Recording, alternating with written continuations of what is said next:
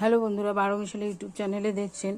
আজকে দেখাবো হচ্ছে একটা তরল জৈব সার, যেটা হলো সব ধরনের ফল ফুল সব কিছু গাছেই দেওয়া যাবে। সেই তরল জৈব সারটা হলো বন্ধুরা এই যে, এটা হলো খোল পচা। এটা 3 দিনের জন্য আমি পচিয়ে রেখেছি। এটা এইভাবে তো দেওয়া যাবে না, এটাকে হচ্ছে আরও জলের সঙ্গে মিশিয়ে আরও 6-7 দিনের জন্য রেখে দিতে হবে।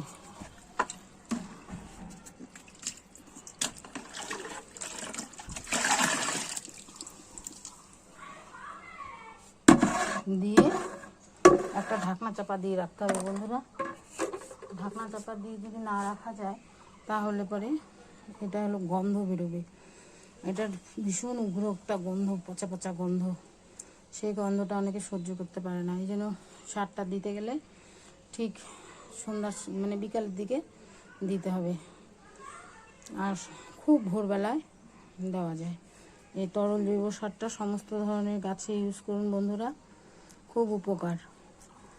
এটাকে আমি আরও 7 দিন কি 5 দিনের জন্য পচাবো। 3 দিন হয়ে গেছে, আরও 4-5 দিন পচিয়ে তারপরে আরও পাতলা করে সমস্ত গাছে দেবো। সেই দেওয়াটাও আমি দেখাবো বন্ধুরা।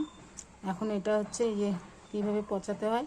প্রথমে অল্প জল দিয়ে একটা পাত্রের মধ্যে, আমি যেমন 3 পোয়া হচ্ছে খোল নিয়েছিলাম, এই গামলাটার মধ্যে ভিজিয়ে রেখেছি 3 দিন। তারপরে এটাকে আবার ওই যে অল্প জল দিয়ে এটার মধ্যে ভিজিয়ে রাখলাম। তারপরে আবার এটাকে পচিয়ে তারপরে আরও জল মিশিয়ে পাতলা করে অল্প অল্প করে মগে করে আমি দেব। এই যে বন্ধুরা, তরল সারটা এরকম হবে।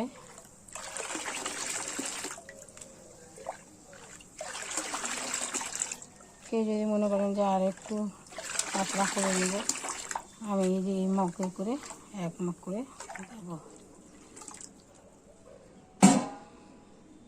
আর এটাকে ঢেকে রাখতে হবে।